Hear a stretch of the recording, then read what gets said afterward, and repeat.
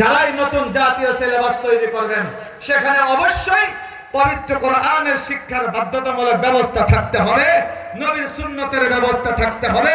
নাস্তিকবাদী আর হিন্দুত্ববাদীদের কোন শিক্ষা, তাদের কোন চরিত্র, তাদের কোন দৃষ্টিভঙ্গি আমাদের মুসলমানদের রাষ্ট্রের জাতীয় সিলেবাসে থাকতে পারবে না। শুনে রাখবেন, হাফেজ কোরআন আলেমদের রক্তের বিনিময়ে এই দেশের সাধারণ মুসলিম তৌহিদি জনতার রক্তের বিনিময়ে রাষ্ট্র আবার স্বাধীন হয়েছে। ইসলামী শিক্ষাকে মাইনাস করে যদি আবার কোন নতুন সিলেবাস তৈরি হয়, যদি আবার স্বাধীনতা আন্দোলনের প্রয়োজন পড়ে, আবার যুদ্ধ হবে।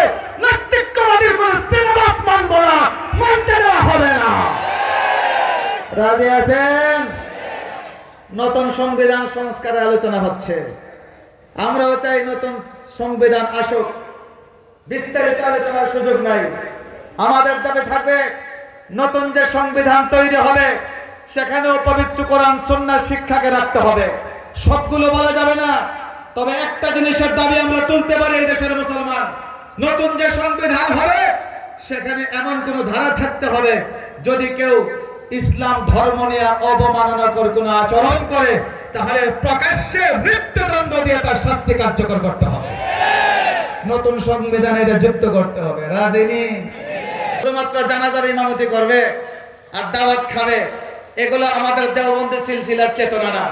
আমাদের দেওবন্দি সিলসিলার চেতনা কোথাও যদি কখনো জাতীয়ভাবে সংকট তৈরি হয়, সেখানে স্বাধীনতার জন্য, জালেমকে হটাইবার জন্য সেখানে উলামায়ে দেওবন্দ ময়দানে থাকে। জোরে বলে ঠিক না বেঠিক? এটা হলো দেওবন্দিরা চেতনা। এই জন্য যুগে যুগে জালেমদের কারাগারে দেওবন্দিরা আছেন না নাই? রক্ত দিয়েছেন, ফাঁসির কাস্টে ঝুলছেন, জেলখানায় বন্দী হয়েছেন। বাংলাদেশেও যারা জেলখানায় বন্দী হয়ে জুলুমের শিকার হয়েছেন তার 85% বা আরো বেশি সব এই উলামায়ে দেওবন্দের সন্তান।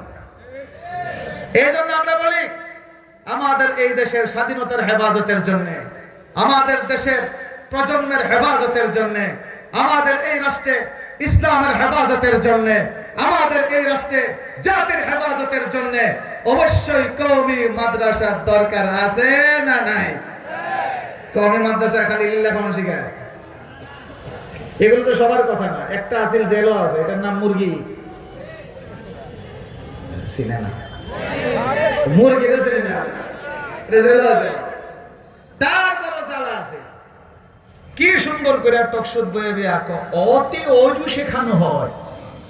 বাংলাদেশ তো মৌলবাদী হয়ে যাবে, বাংলাদেশ তো তালেবান রাষ্ট্র হয়ে যাবে। বাংলাদেশ মূল্য হইলে তোর সমস্যা কি? তুই দুর্নীতি করতে পারতে না, তুই চুরি করতে